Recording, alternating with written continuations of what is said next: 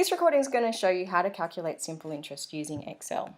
So what I want to do first is tell Excel the principal, or how much I started with. For example, let's put in $1,000 into this green cell. Okay, I've put in my $1,000, but I really want Excel to recognize this as a currency.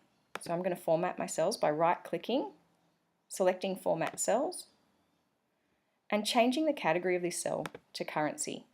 The defaults here are great, so I'm getting a dollar sign and 2 decimal places, which is perfect. All right. Next, I want to enter my interest rate.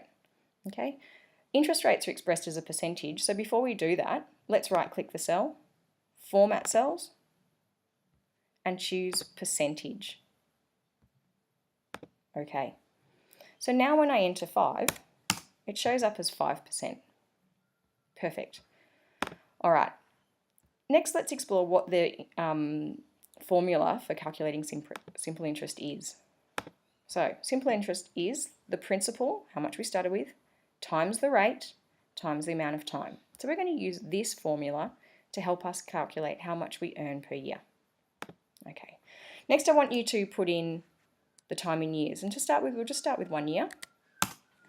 And in this next cell across, we're going to calculate the interest earned using this simple interest formula.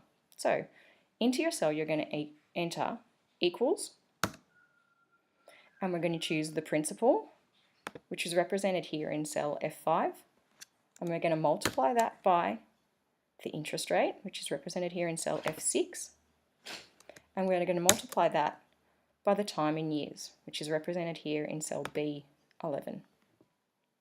When I hit enter, it tells me that the interest I've earned would have been $50.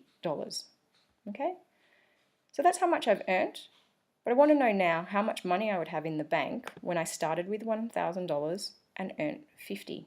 So again, I'm just going to enter a formula that says I started with $1,000, which is represented by cell F5, and I added the interest to that. I earned $50.